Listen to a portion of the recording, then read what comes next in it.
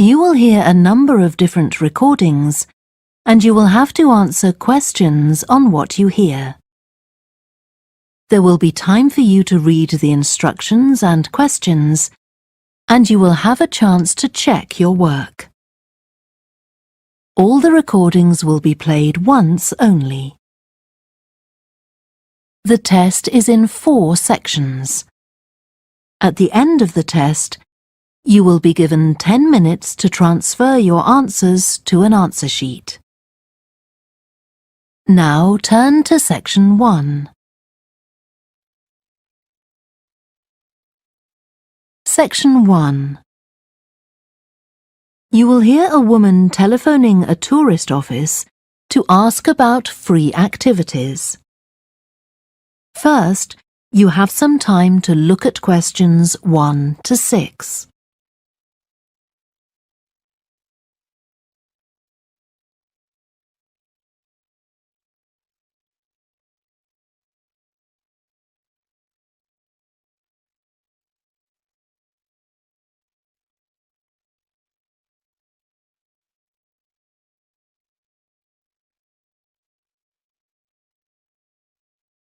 You will see that there is an example that has been done for you.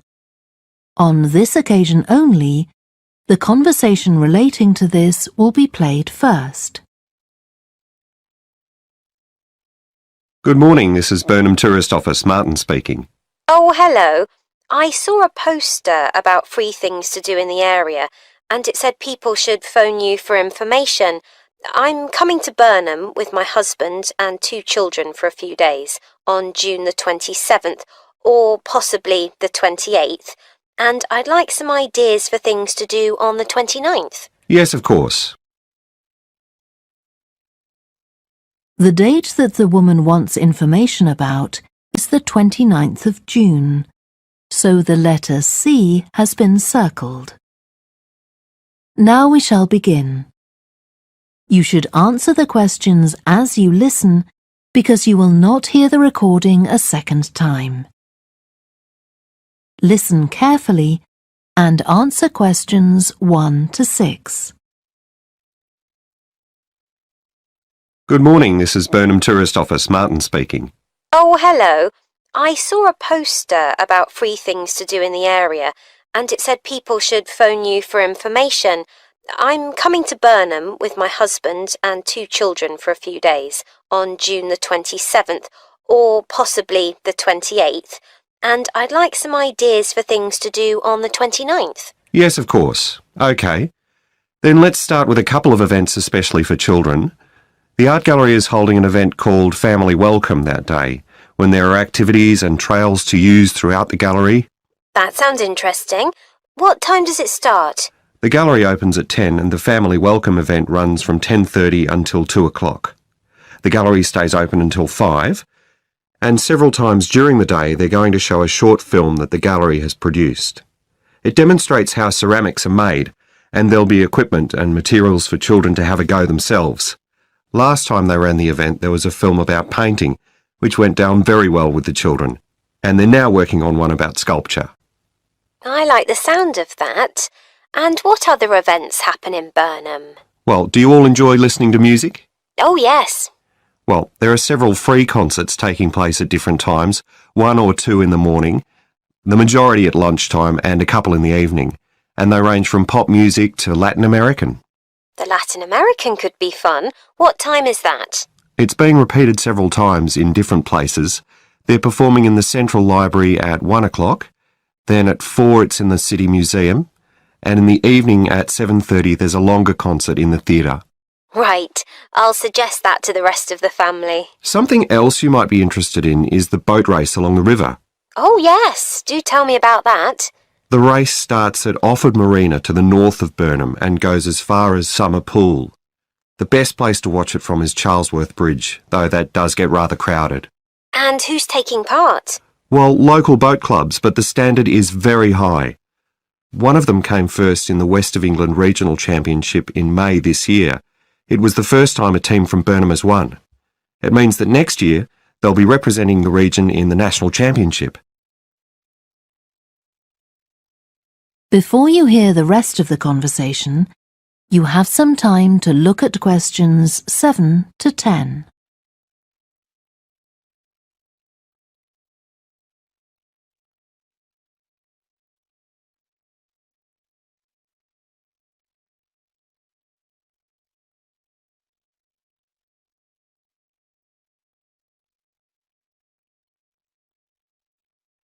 Now listen and answer questions 7 to 10.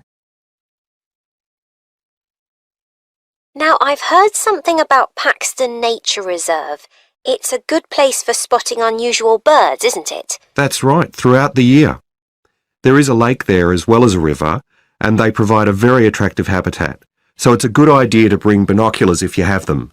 And just at the moment you can see various flowers that are pretty unusual. The soil at Paxton isn't very common. They're looking good right now. Right. My husband will be particularly interested in that. And there's going to be a talk and slideshow about mushrooms, and you'll be able to go out and pick some afterwards and study the different varieties. Uh-huh. And is it possible for children to swim in the river? Yes, part of it has been fenced off to make it safe for children to swim in. It's very shallow and there's a lifeguard on duty whenever it's open. The lake is too deep, so swimming isn't allowed there. OK, we must remember to bring their swimming things in case we go to Paxton. How long does it take to get there by car from Burnham?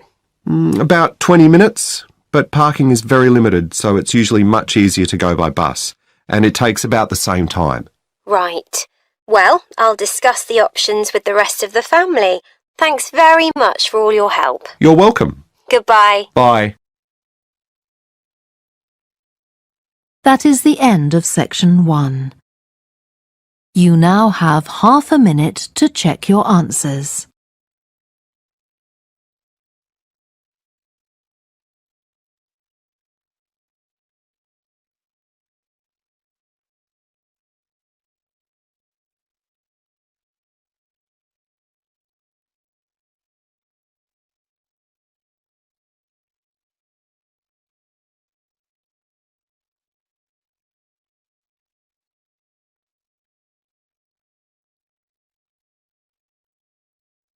Now turn to section 2.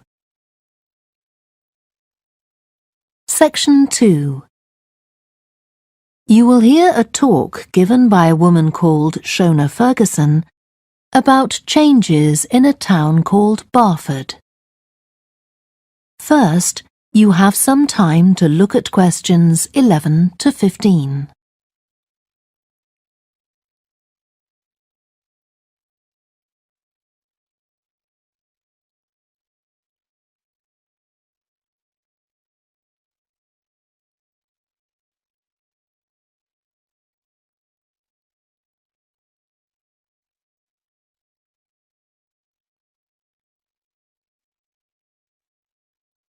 Now listen carefully and answer questions 11 to 15.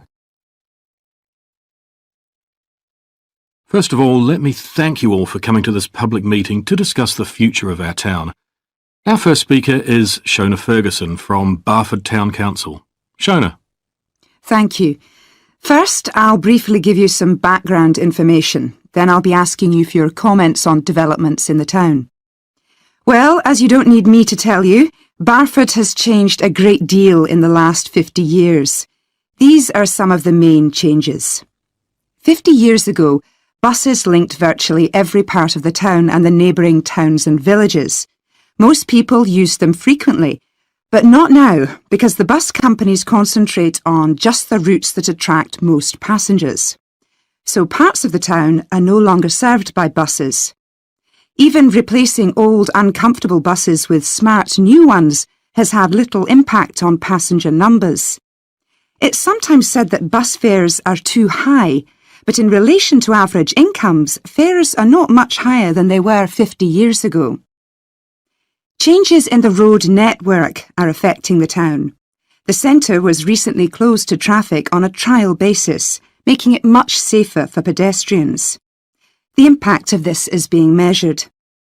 The new cycle paths separating bikes from cars in most main roads are being used far more than was expected, reducing traffic and improving air quality. And although the council's attempts to have a bypass constructed have failed, we haven't given up hope of persuading the government to change its mind. Shopping in the town centre has changed over the years. Many of us can remember when the town was crowded with people going shopping. Numbers have been falling for several years, despite efforts to attract shoppers, for instance by opening new car parks. Some people combine shopping with visits to the town's restaurants and cafes. Most shops are small independent stores, which is good, but many people prefer to use supermarkets and department stores in nearby large towns, as there are so few well-known chain stores here. Turning now to medical facilities. The town is served by family doctors in several medical practices, fewer than 50 years ago, but each catering for far more patients. Our hospital closed 15 years ago, which means journeys to other towns are unavoidable. On the other hand, there are more dentists than there used to be. Employment patterns have changed along with almost everything else. The number of schools and colleges has increased, making that the main employment sector. Services such as website design and accountancy have grown in importance, and surprisingly perhaps, manufacturing hasn't seen the decline that has affected it in other parts of the country. Before you hear the rest of the talk, you have some time to look at questions 16 to 20.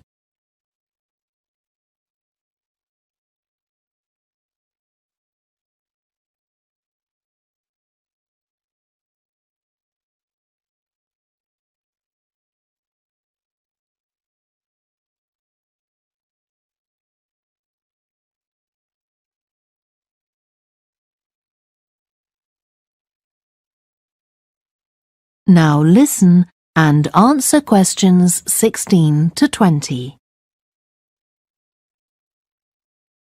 Now I'll very quickly outline current plans for some of the town's facilities, before asking for your comments. As you'll know if you regularly use the car park at the railway station, it's usually full. The railway company applied for permission to replace it with a multi-storey car park, but that was refused. Instead, the company has bought some adjoining land, and this will be used to increase the number of parking spaces. The Grand, the old cinema in the High Street, will close at the end of the year and reopen on a different site. You've probably seen the building under construction.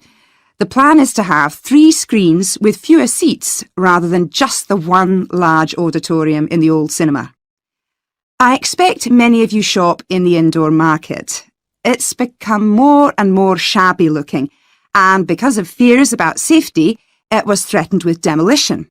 The good news is that it will close for 6 weeks to be made safe and redecorated, and the improved building will open in July. Lots of people use the library, including school and college students who go there to study.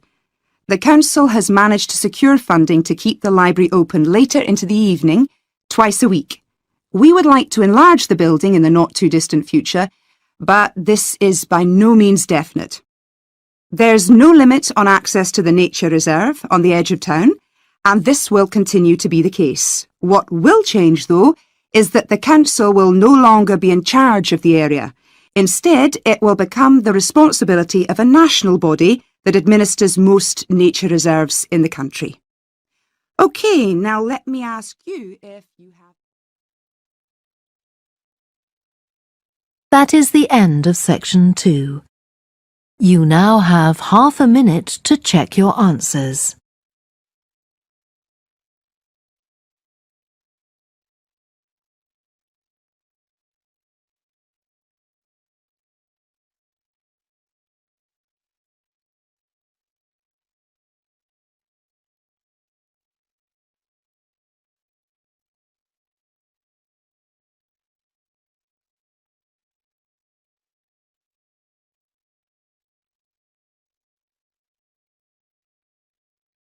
Now turn to section 3.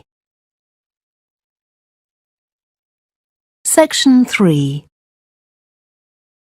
You will hear 2 students called Helen and Jeremy, who are studying creative writing, discussing a project for their course which involves writing and illustrating stories for children. First, you have some time to look at questions 21 to 26.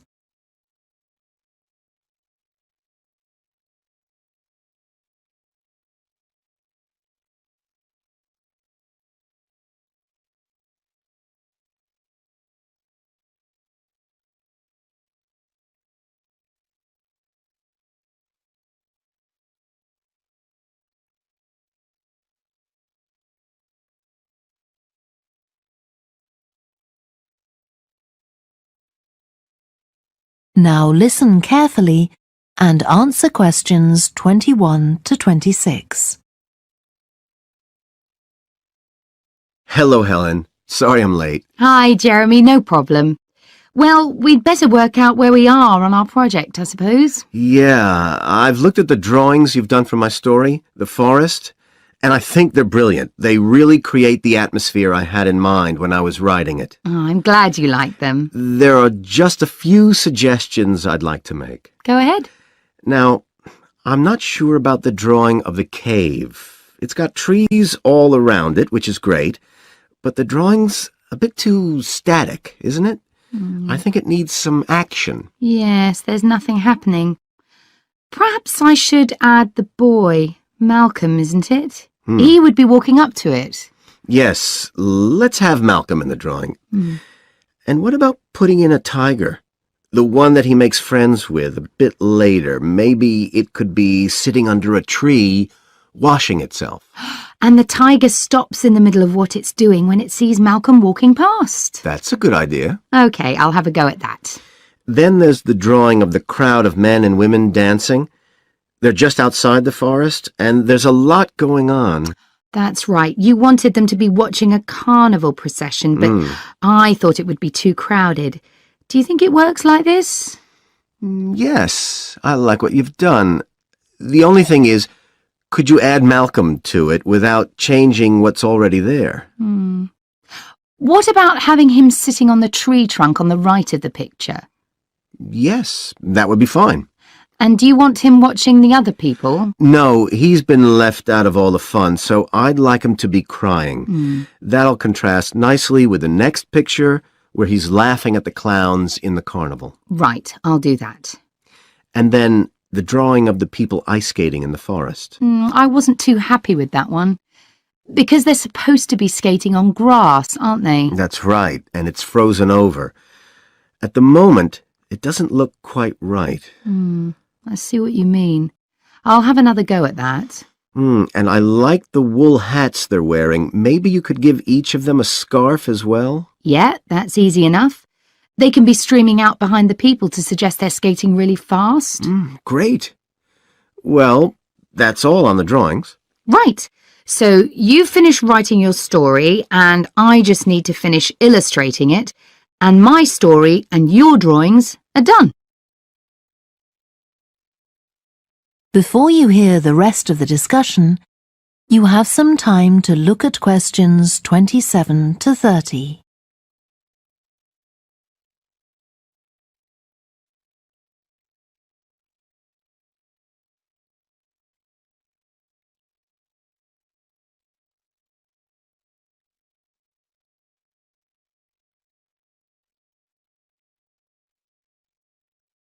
Now listen and answer questions 27 to 30. So the next thing is to decide what exactly we need to write about in the report that goes with the stories and how we're going to divide the work. Right, Helen. What do you think about including a section on how we planned the project as a whole, Jeremy? That's probably quite important. Yeah, well, you've had most of the good ideas so far. How do you feel about drafting something? Then we can go through it together and discuss it. OK, that seems reasonable. And I could include something on how we came up with the ideas for our two stories, couldn't I? Well, I've started writing something about that, so why don't you do the same and we can include the two things? Right. So what about our interpretation of the stories? Do we need to write about what we think they show, like the value of helping other people or that sort of thing? That's going to come up later, isn't it? I think everyone in the class is going to read each other's stories and come up with their own interpretations, which we're going to discuss. Oh, I missed that. So it isn't going to be part of the report at all? No. But we need to write about the illustrations because they're an essential element of children's experience of reading the stories. It's probably easiest for you to write that section, as you know more about drawing than I do. Maybe, but I find it quite hard to write about. I'd be happier if you did it. Okay. So when do you think we can get this ready? That is the end of section 3. You now have half a minute to check your answers.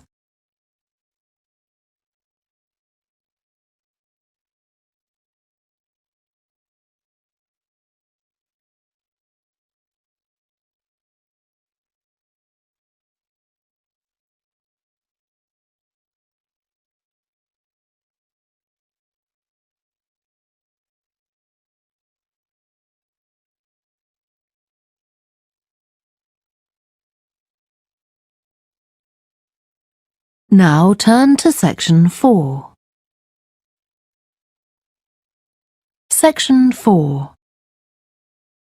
You will hear part of a lecture to business students about the use of one particular type of research known as ethnography. First, you have some time to look at questions 31 to 40.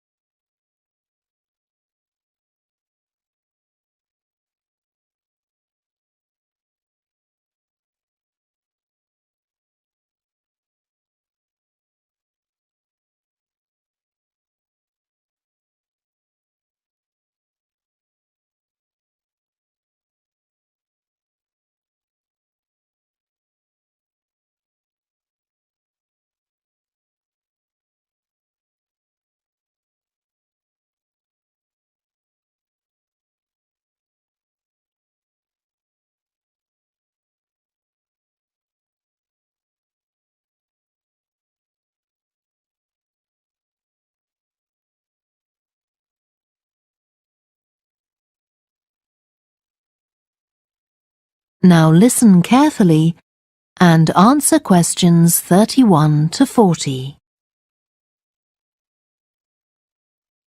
So, what I'm going to talk about to you today is something called ethnography. This is a type of research aimed at exploring the way human cultures work. It was first developed for use in anthropology, and it's also been used in sociology and communication studies. So, what's it got to do with business, you may ask? Well, businesses are finding that ethnography can offer them deeper insight into the possible needs of customers, either present or future, as well as providing valuable information about their attitudes towards existing products. And ethnography can also help companies to design new products or services that customers really want. Let's look at some examples of how ethnographic research works in business. One team of researchers did a project for a company manufacturing kitchen equipment. They watched how cooks used measuring cups to measure out things like sugar and flour. They saw that the cooks had to check and recheck the contents because although the measuring cups had numbers inside them, the cooks couldn't see these easily. So a new design of cup was developed to overcome this problem, and it was a top seller. Another team of ethnographic researchers looked at how cell phones were used in Uganda, in Africa. They found that people who didn't have their own phones could pay to use the phones of local entrepreneurs. Because these customers paid in advance for their calls, they were eager to know how much time they'd spent on the call so far.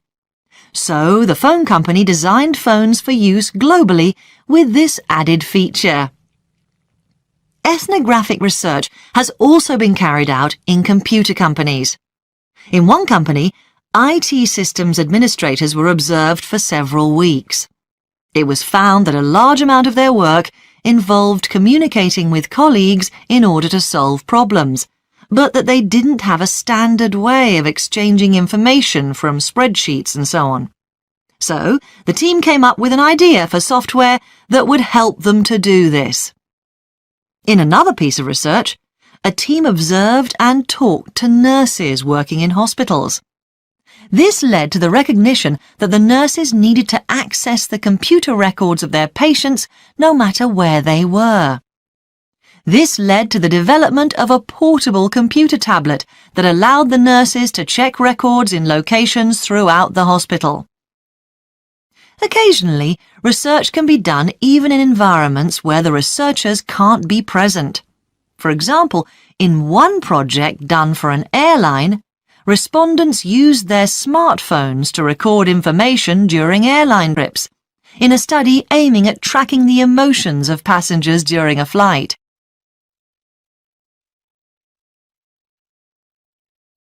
So, what makes studies like these different from ordinary research?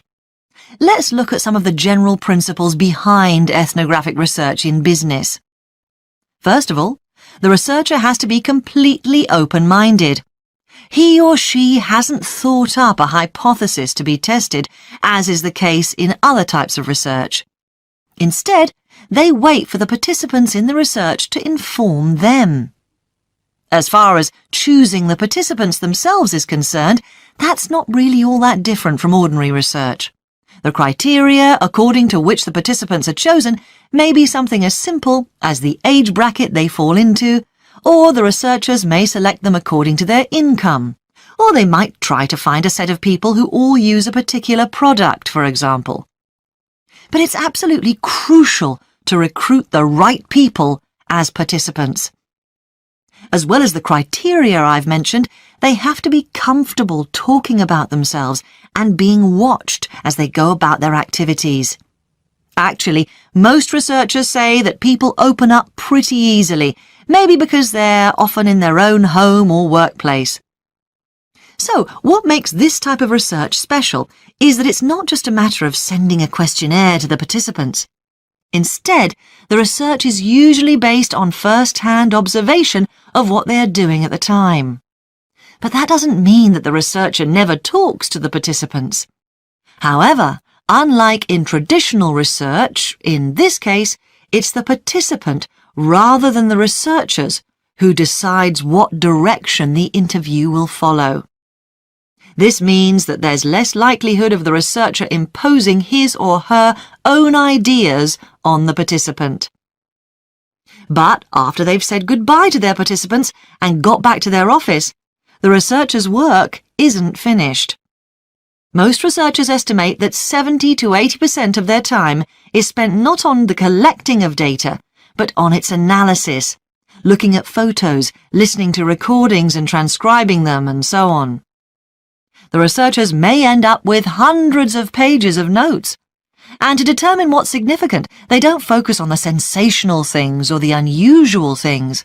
Instead, they try to identify a pattern of some sort in all this data and to discern the meaning behind it. This can result in some compelling insights that can, in turn, feed back to the whole design process. That is the end of section 4. You now have half a minute to check your answers.